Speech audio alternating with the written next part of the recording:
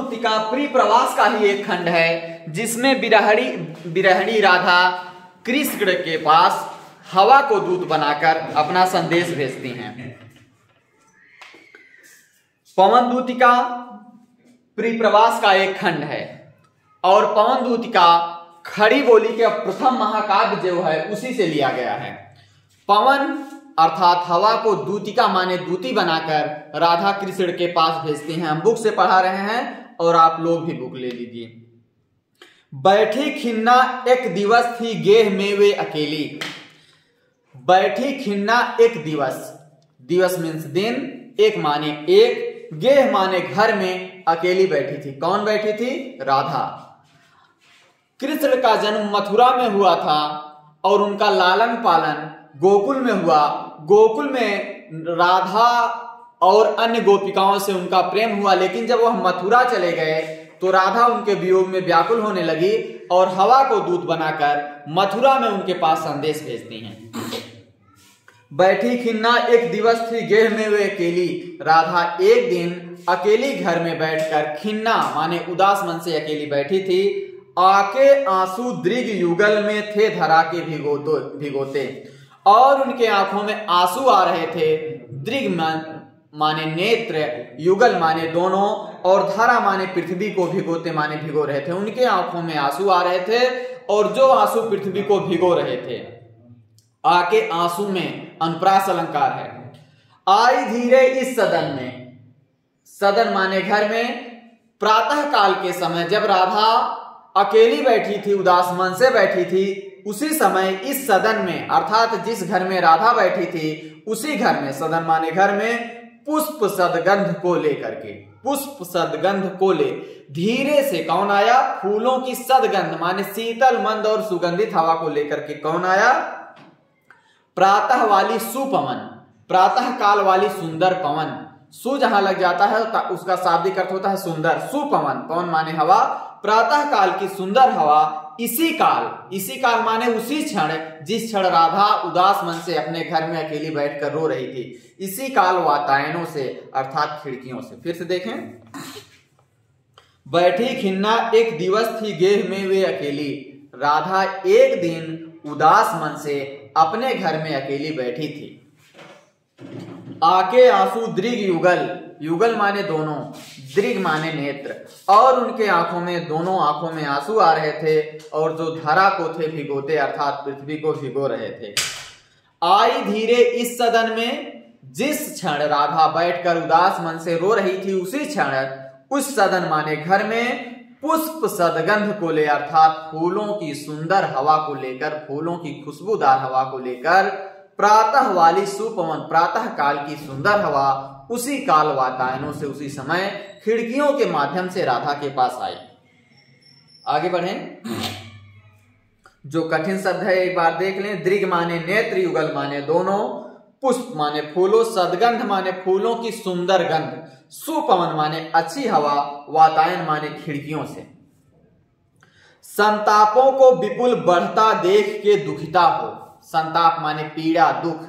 संतापों को विपुल, विपुल माने अत्यधिक, बढ़ता देख जिस काल सुंदर शीतल मंद सुगंधित हवा राधा के पास आती है तो राधा का वियोग, राधा का कष्ट और भी बढ़ जाता है। तो राधा जब देख रही हैं कि हमारी पीड़ा अत्यधिक बढ़ी जा रही है तो दुखिता हो, तो राधा इस बात से दुखी हो गई। पीड़ा राधा की इसलिए बढ़ी क्योंकि नायक नहीं है, नायिका अकेले वियोग की अवस्था में है, और वियोग की अवस्था में जो चीजें हमें दुख पहुंचाती हैं, संयोग की अवस्था में वही चीजें हमको सुख पहुंचाती हैं। अर्थात अगर श्री कृष्ण जी होते, प्रातः काल की सुंदर हवा, शीतल मंद और सुगंधित हवा खिड़कियों के माध्यम से राधा के पास आती तो उनको आनंद प्राप्त होता, लेकिन नायक नहीं है, नायिका अकेली वियोग में है और इस काल उन चीजों की जरूरत नहीं, इसीलिए राधा का संताप, राधा की पीड़ा अत्यधिक बढ़ गई। धीरे बोली सा दुख, सा दुख माने दुख के साथ। जब हवा उनके पास आई तो राधा का दुख बढ़ गया, तो राधा दुख के साथ श्रीमती राधिका यो माने इस प्रकार, श्रीमती राधिका उससे इस प्रकार से बोली। किससे? हवा से। प्यारी प्रातः पवन, पावरण की आवृत्ति हुई है, अनुप्रास अलंकार। प्यारी प्रातः पवन क्यों मुझे है सताती। राधा हवा से प्रश्न कर रही है कि तू तो प्यारी हवा हो, शीतल मन सुगंधित हवा हो, स्वास्थ्य वर्धक हवा हो, तो मुझे क्यों इतना सता रही हो। क्या तू भी कलुषित हो गई है काल की क्रूरता से। राधा कह रही हैं कि काल मीन्स समय, इस समय जो समय है, यह जो वक्त चल रहा है, यह बहुत क्रूर है, निर्दयी है। अगर समय क्रूर नहीं होता, निर्दयी नहीं होता, तो हमारे नायक, हमारे श्री कृष्ण, हमारे प्यारे हमको छोड़कर मथुरा न जाते। अर्थात इस समय बहुत निर्दयी बन गया है, क्रूर हो गया है, सारी चीजें क्रूर हो गई हैं, दया का भाव किसी में नहीं है। तो क्या उसका प्रभाव तुम्हारे ऊपर भी पड़ा है, कलुषित हो गई है काल की क्रूरता से। अर्थात समय इस समय निर्दयी हो गया है और उसका प्रभाव, उसका इफेक्ट तुम पर भी पड़ा है कि तुम भी दूषित हो गई हो, तुम्हारे अंदर दया भाव नहीं है। तुम्हें मेरे पास आने की क्या जरूरत थी, मैं तो पीड़ा में हूं और तुम मेरे पास आकर के मेरे दुखों को और भी बढ़ा दे रही हो। तो क्या यह कारण तो नहीं है कि समय सारी चीजें निर्दयी हो गई हैं, यही कारण है तो नहीं है कि तुम दूषित हो गई हो। क्या तू भी कलुषित हो गई काल की क्रूरता। काल माने समय, क्रूरता माने निर्दयता से। अर्थात समय की निर्दयता के कारण तुम भी तो नहीं क्रूर हो गई हो, दया भाव तुझमें नहीं रह गया है। काल की क्रूरता में अनुप्रास अलंकार है और अनुप्रास अलंकार में वृत्ता अनुप्रास है। फिर से देखें, संतापों को विपुल बढ़ता देख दुखिता हो। विपुल मीन्स अत्यधिक। राधा अपने दुखों को अत्यधिक बढ़ते देख धीरे बोली सदुख। सदुख माने दुख के साथ। श्रीमती राधिका यूं माने इस प्रकार। श्रीमती राधिका हवा से धीरे से इस प्रकार से बोली। सदुख माने दुख के साथ। प्यारी प्रातः पवन। राधा हवा से कह रही कि तुम प्यारी हो, जिसके पास आती हो वह आनंदित हो जाता है, लेकिन मैं आनंदित नहीं हुई हूं, मेरा दुख और भी बढ़ गया है, मेरे नायक मेरे पास नहीं है। तो कहते हैं प्यारी प्रातः पवन, लोग तुमको प्यारी कहते हैं, प्रातः काल की पवन को लोग प्यारी कहते हैं, लेकिन तुम मुझे क्यों इतना सता रही हो। अर्थात मेरे पास आने की जरूरत तुमको नहीं थी। क्या तू भी कलुषित हो गई है। राधा हवा से पूछ रहे हैं कि इस समय सारी चीजें निर्दयी हो गई हैं, हमारे नायक, हमारे श्री कृष्ण, हमारे प्यारे निर्दयी हो गए हैं, समय बड़ा विपरीत चल रहा है, किसी के अंदर दया भाव नहीं है। तो क्या इसका प्रभाव तुम्हारे ऊपर भी पड़ा है कि तुम भी कलुषित हो गई हो, दूषित हो गई हो, दया भाव तुझमें नहीं है कि किसके पास जाना चाहिए, किसके पास नहीं जाना चाहिए, मेरे पास आकर मेरी पीड़ा को क्यों बढ़ा रही हो। क्या समय के प्रभाव के कारण तू भी दूषित हो गई हो। आगे बढ़े, कहते हैं मेरे प्यारे नव जलद। नव माने नया, जलद माने जल देने वाला, अर्थात बादल। नव जलद में सा से नहीं है, इसलिए यहां पर उपमा अलंकार नहीं, यहां रूपक अलंकार है। मेरे प्यारे नव जलद और कंज से नेत्र वाले। कंज माने कमल, सासी से नेत्र वाले, कमल के समान नेत्र वाले। यहां उपमा अलंकार और नव जलद में रूपक अलंकार। मेरे प्यारे जो श्री कृष्ण हैं काले बादल के समान है। नव माने नया, जलद माने बादल, अर्थात नया बादल का तात्पर्य है काले बादल। मेरे प्यारे कृष्ण काले बादल के समान और कमल के समान नेत्र वाले। कंज माने कमल, जलद माने बादल, जलद माने बादल, जलज माने जल में जन्म लेने वाला कमल, और जलधि माने जल को धारण करने वाला समुद्र। मेरे प्यारे नवजलद, हमारे प्यारे कैसे हैं, नवजलद माने नए बादल के समान, अर्थात काले बादल के समान। और उनकी आंखें कैसे हैं, कंज से नेत्र वाले और कमल के समान उनकी आंखें हैं। जाके न आए मधुबन से और न भेजा संदेशा। हवा से राधा अपनी पीड़ा बता रही है कि अब तुम आ गई हो तो हमारे बारे में सुनो, हमको पीड़ा क्यों हो रही है। कि जाके आए न, वे मधुबन से, यहां से चले गए, गोकुल से चले गए, कहां, मथुरा, राज्य करने चले गए। जाके आए न मधुबन से और न ही भेजा संदेशा, और न ही उन्होंने कोई अभी तक संदेश भेजा। मैं रो रो कर प्रिय विरह से बावली हो रही हूं, और मैं उनके वियोग में, अपने प्रेमी के वियोग में रो रो कर बावली माने पागल होती जा रही हूं। जाके मेरी सब दुख की कथा तू श्याम को सुना दे। राधा हवा से कह रही हैं कि तुम यहाँ से हमारे श्री कृष्ण जी के पास चले जाओ और मेरी सारी पीड़ा, मेरी सारी व्यथा उनको, हमारे श्याम को सुना दो।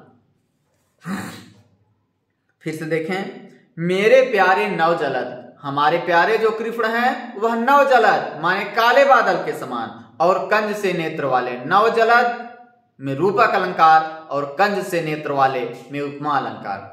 जाके न आए मधुबन से, वे यहां से जब से चले गए हैं, मधुबन से, वृंदावन से, गोकुल से जब से चले गए हैं, यहां फिर आए नहीं और ना ही भेजा संदेशा। मैं रो रो के प्रिय विरह से बावली हो रही हूं, परिणाम स्वरूप मैं उनके वियोग में रो रो कर पागलों की तरह पागल बन गई हूं, बावली हो रही हूं यानी पागल होती चली जा रही हूं।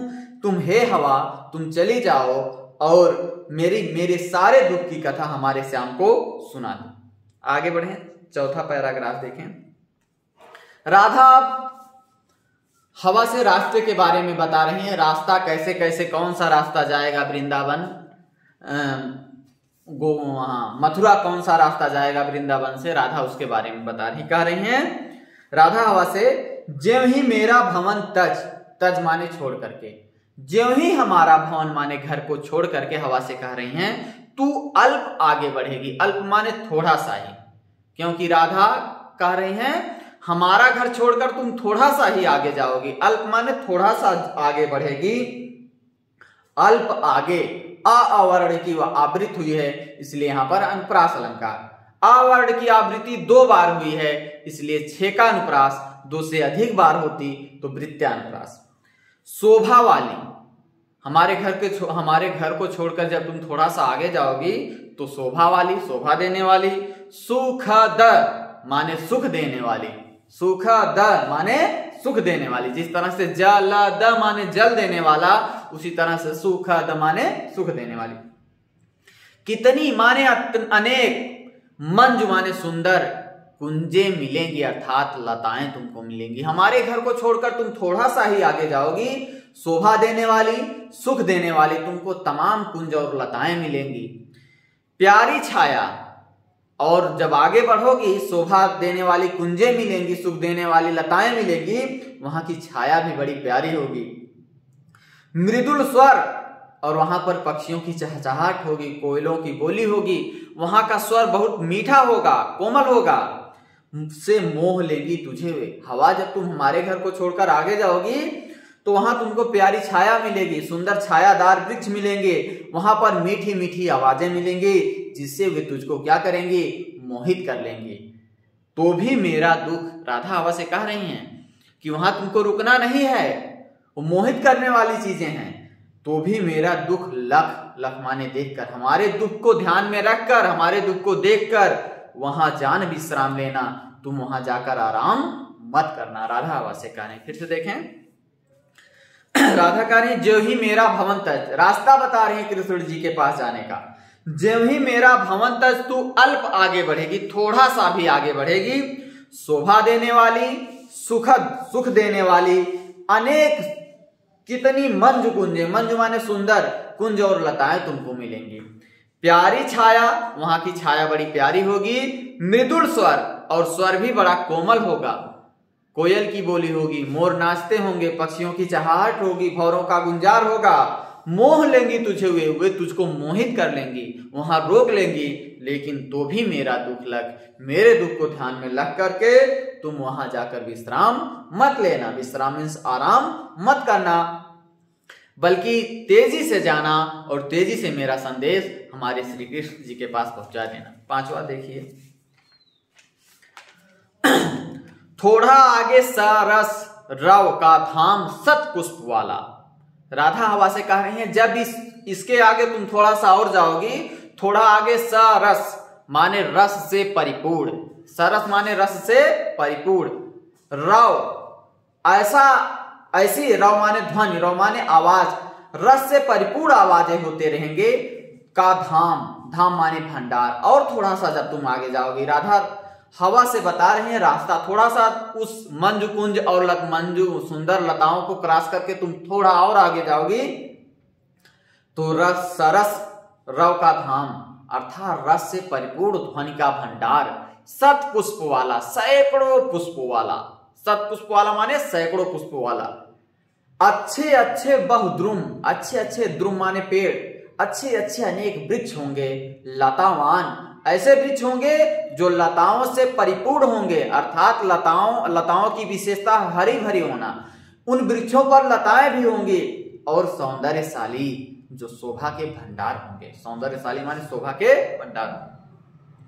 द्रुम माने पेड़, लतावान माने लताओं से परिपूर्ण, सरस माने रस से परिपूर्ण, रव माने आवाज, धाम माने भंडार, रस से परिपूर्ण, आवाज का भंडार, ध्वनियों का भंडार, शतपुष्प वाला, सैकड़ों पुष्प वाला। कौन मिलेगा आगे? वृंदावन। कहती हैं अच्छे अच्छे बहुद्रुम, अच्छे अच्छे वहां पर अनेक वृक्ष होंगे, लताओं से परिपूर्ण होंगे और सौंदर्यशाली माने शोभा के भंडार होंगे। प्यारा वृंदा विपिन, विपिन माने जंगल, वन। प्यारा वृंदा विपिन मन को मुग्धकारी मिलेगा, मन को मोहित, मुग्धकारी माने मोहित करने वाला, मन को मोहित करने वाला वृंदावन तुमको मिलेगा। मुग्धकारी मिलेगा, माँ वर्ण की आवृत्ति हुई है, इसलिए यहां पर अनुप्रास अलंकार है। प्यारा वृंदावन मन को मुग्धकारी मिलेगा। और पूरी पंक्तियों में वियोग श्रृंगार है, वियोग श्रृंगार है। रस अलंकार हम क्रमशः बताते चल रहे हैं। प्यारा वृंदावन मिलेगा जो मन को मोहित करने वाला रहेगा। आना जाना इस विपिन से, तुम हमारा संदेश लेकर मथुरा कृष्ण के पास जाना इसी जंगल से, इस विपिन से, यानी वृंदावन के थ्रू ही जाना, जाने में आसानी होगी।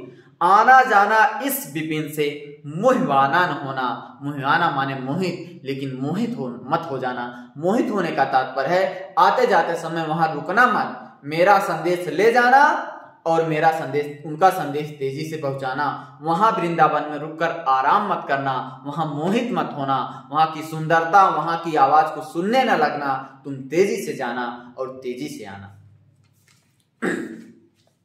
कह रही हैं थोड़ा आगे सरसराव का धाम शतपुष्प वाला, थोड़ा सा जब तुम और आगे जाओगी तो सरसराव अर्थात रस से परिपूर्ण आवाज का भंडार, धाम माने भंडार, सैकड़ों पुष्पों वाला वृंदावन ऐसा होगा जहां रस से परिपूर्ण आवाजें होंगी, बहुत सुंदर सुंदर वृक्ष होंगे, अच्छे अच्छे बहुद्रुम, अनेक प्रकार के अच्छे अच्छे वृक्ष होंगे जो लताओं से परिपूर्ण होंगे और सौंदर्यशाली माने शोभा के भंडार होंगे।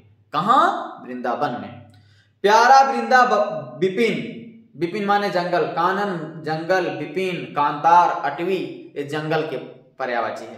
प्यारा वृंदा विपिन मन को मुग्धकारी मिलेगा, मन को मोहित करने वाला प्यारा वृंदावन तुमको मिलेगा, लेकिन आना जाना इस विपिन से। रास्ता बता रहे हैं कि इसी वृंदावन के थ्रू तुम जाना और आना, लेकिन मोहमाना न होना, मोहित मत होना, वहां रुकना मत।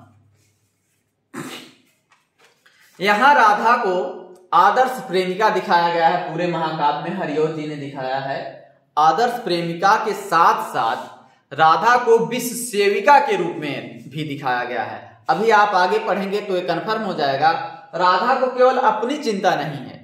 अभी राधा आगे कह रही हैं कि जाते समय अगर किसान की स्त्री मिलती है, कोई महिला मिलती है, तो उनका तुम ध्यान रखना। इसलिए इसमें राधा आदर्श प्रेमिका के साथ स्त्री प्रवास, जो 1914 में हरिओं जी ने लिखा, और इस पर इनको मंगला प्रसाद पारितोषक भी मिला है। इसमें 17 सर्ग हैं। खड़ी बोली का प्रथम महाकाव्य है। यही महाकाव्य लिखने के कारण हरिओं जी को खड़ी बोली का प्रथम महाकवि कहा जाता है।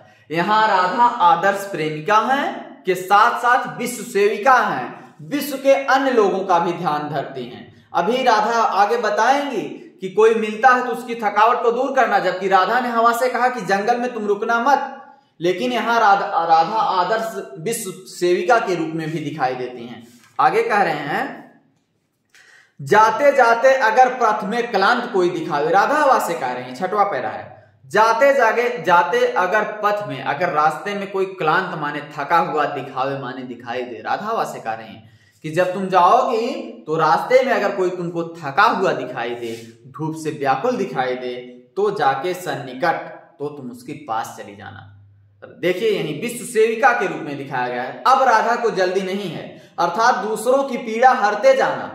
जल्दी तो है ही, लेकिन विश्व सेविका के रूप में भी दिखाया गया है कि दूसरों की पीड़ा को दूर करते जाना।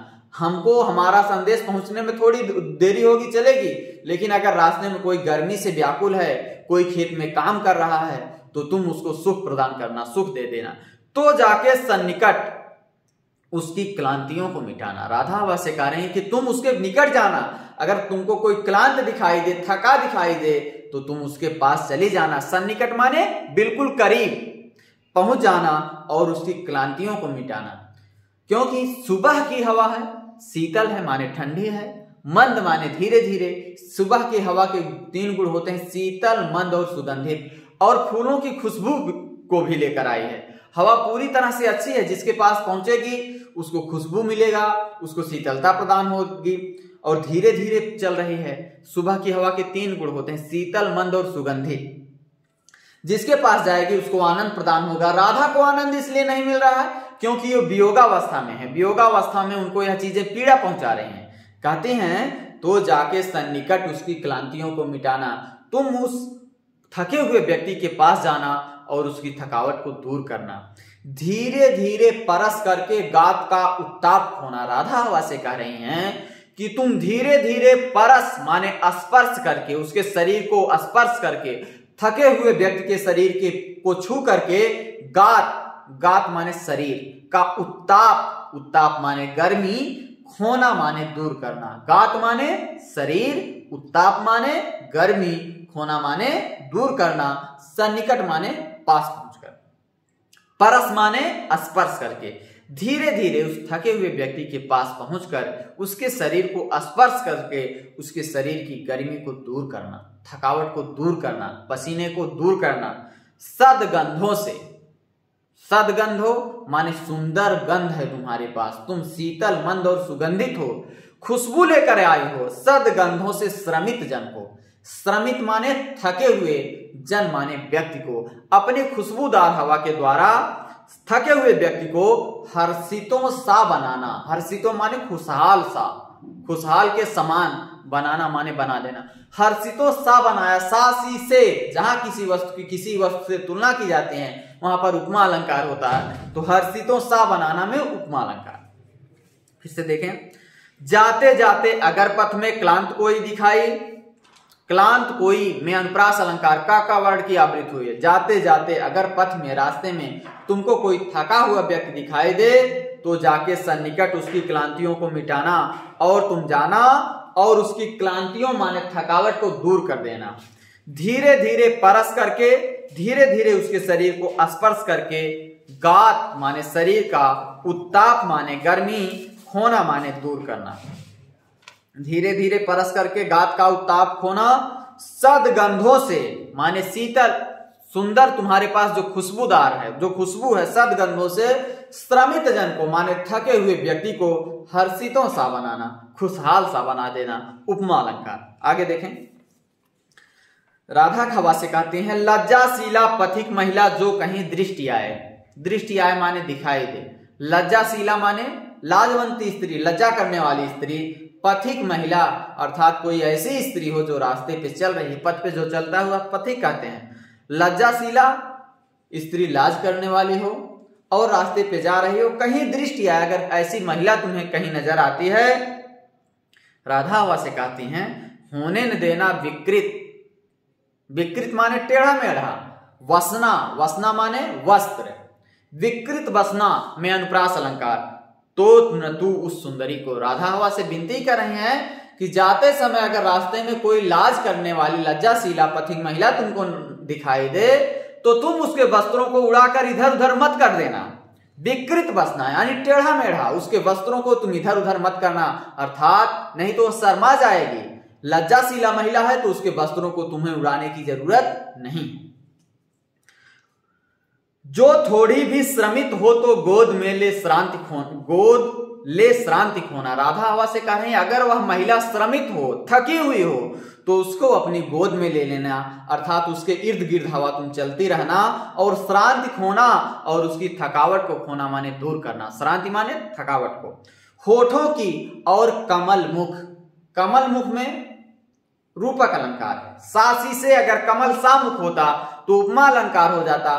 कमल मुख है यानी कमलवत मुख यानी रूपक अलंकार, म्लानताएं मिटाना उस महिला के, उस सुंदरी के ओठों की और उसके मुरझाए हुए कमलवत ओठों की और उसके मुख की म्लानताएं यार मुरझाएपन को मिटाना माने दूर करना। फिर से देख, लज्जाशीला पथिक महिला जो कहीं भी दृष्टि आए। राधा आवाज से कह रही है जब तुम जा रही हो और कोई ऐसी महिला रास्ते पर दिखाई दे जो रास्ते पर चल रही है, उसके साथ उसके यह गुण और हो कि वह लाज करने वाली हो, होने न देना विकृत बसना, तो तुम उसके वस्त्रों को विकृत अर्थात टेढ़ा मेढ़ा इधर उधर मत होने देना। तो न तू उस सुंदरी को, राधा विश्व सेविका में वह बता रही कि उसके वस्त्रों को तुमको उड़ाना नहीं है। जो थोड़ी भी श्रमित हो, अगर वह थोड़ी सी थक गई हो तो गोद में ले श्रांत खोना, उसको अपने गोद में ले लेना ये हवा और उसकी थकावट को तुम दूर करना। ओठों की, उस सुंदरी के ओठों की और कमलवत मुख की म्लानताएं अर्थात मुरझाया हुआ जो चेहरा है उसको तुम क्या करना, दूर करना, उसको क्या करना, दूर करना। अभी तक राधा हवा से कह रही थी कि वृंदावन मिलेगा हमारा घर छोड़ के, ज्यों ही आगे जाओगी कितनी मंज कुंजे मिलेंगी, लेकिन तुमको वहां रुकना नहीं है। यह आदर्श प्रेमिका का गुण है कि संदेश तत्काल तेजी से ले जाओ, लेकिन यहाँ आदर्श सेविका का गुण है कि रास्ते में अगर कोई मिलता है तो उसकी थकावट को दूर करना, उसके मुरझाए हुए मुख की म्लानता को मिटाना। यह आदर्श सेविका का गुण है। हरिऔध ने यहाँ परिप्रवास में राधा को आदर्श प्रेमिका और विश्व सेविका के रूप में लिखा है। कोई क्लांता कृषक ललना, ये एकदम कस करके अनुप्रास अलंकार है। कोई क्लांता कृषक में वृत्यानुप्रास है, का वर्ण की 3 बार आवृत्ति हुई है। कृषक ललना, ललना वामा वनिता, यह सब पर्यायवाची होते हैं स्त्री के। यहाँ कृषक ललना का तात्पर्य किसान का लड़का नहीं है बल्कि किसान की स्त्री है। कोई क्लांता कृषक ललना, अगर कोई क्लांता, क्लांत माने थका हुआ, क्लांता माने थकी हुई, कोई क्लांता कृषक ललना अर्थात किसान की स्त्री खेत में जो दिखाए, अगर कोई खेत में किसान की स्त्री थकी हुई दिखाई देती है तो धीरे धीरे परस माने स्पर्श करके, उस स्त्री को स्पर्श करके उसकी क्लांतियों को मिटाना, उसकी थकावट को क्या करना, दूर कर देना। जाता कोई जलद माने जल देने वाला, व्योम में माने आकाश में। हवा का तो यही काम है बादलों को फटाक से इधर उधर कर देना। कहता है राधा हवा से कहती हैं कि जाता कोई जलद यदि हो व्योम में तो उसे ला।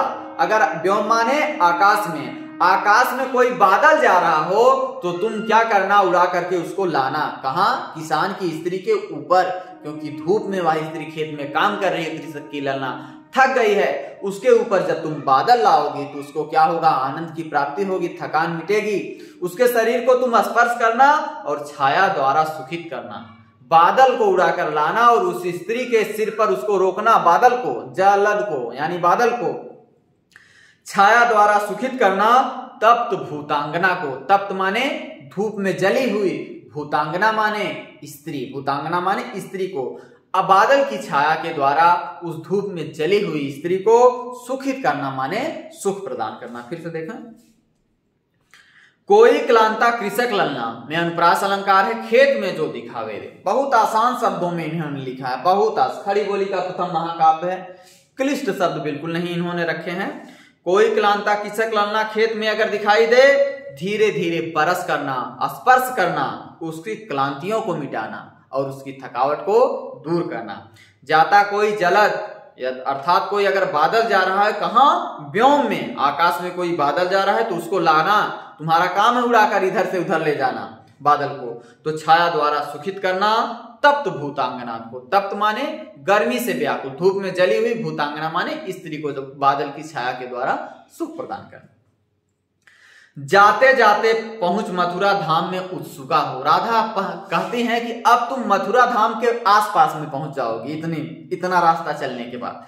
जाते जाते पहुंच मथुरा धाम में उत्सुका हो, और तुम अब जाते जाते मथुरा धाम में पहुंच जाओगी और वहां पहुंचने के बाद तुम उत्सुक हो जाओगी।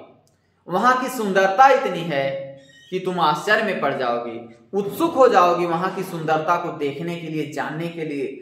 न्यारी शोभा, न्यारी माने सुंदर, वर नगर, वर माने श्रेष्ठ, वर माने दूल्हा, वर माने श्रेष्ठ। वर नगर अर्थात श्रेष्ठ नगर की शोभा को देखना, सुंदरता को देखना और मुग्ध होना, पूरी तरह से मोहित होना, कोई रोक टोक नहीं हमारी तरफ से। तू होवेगी चकित, राधा वैसे कह रहे हैं कि मथुरा जब तुम पहुंच जाओगी तो चकित हो जाओगी, क्या देखकर? लख के मेरु से मंदिरों, मेरु माने सुमेर पर्वत के समान ऊंचे ऊंचे मंदिरों को, उपमा अलंकार खटाक से है, मेरु से मंदिरों को, से नहीं होता, मेरु मंदिरों होता अनुप्रास हो जाता, मेरु के समान ऊंचे ऊंचे मंदिर, सुमेर पर्वत के समान, मेरु का तात्पर्य है सुमेर पर्वत के समान ऊंचे ऊंचे मंदिरों को देखकर मथुरा में तुम चकित हो जाओगे। लख के माने देख करके, आभा वाले कलश, मंदिरों के ऊपर आभा प्रकाश बिखेरने वाले मंदिरों के ऊपर जो कलश लगता है वो उसकी आभा कैसी, वह इतना प्रकाश बिखेर रहा है जैसे लगता है दूसरे अर्क से हैं। दूसरे माने दूसरे, अर्क माने सूर्य, से माने समान। मथुरा के मंदिरों पे जो कलश लगे हुए हैं उनको देखने से ऐसा प्रतीत होता है, इतना प्रकाश बिखेरते हैं कि तुम आश्चर्य में पड़ जाओगी कि वो दूसरे सूर्य के समान प्रकाश बिखेरते हैं। जैसे सूर्य इतना प्रकाश बिखेरता है, उसी तरह जो सुमेर पर्वत के समान ऊंचे ऊंचे मंदिर हैं उन पे जो कलश लगे हुए हैं वह दूसरे सूर्य के समान हैं। दोनों का गुण यह है कि प्रकाश बहुत बिखेरते हैं, आभा वाले, प्रकाश फैलाने वाले। आभा मीन्स प्रकाश फैलाने वाले, ज्योत फैलाने वाले। फिर से देखिए, जाते जाते पहुंच मथुरा धाम में उत्सुका हो, जाते जाते तुम मथुरा धाम में पहुंच जाओगी और उत्सुक हो जाओगी, इतनी सुंदरता है कि देखने के लिए लालायित हो जाओगी, व्याकुल हो जाओगी। न्यारी शोभा, न्यारी माने सुंदर, सुंदरता, सुंदर शोभा।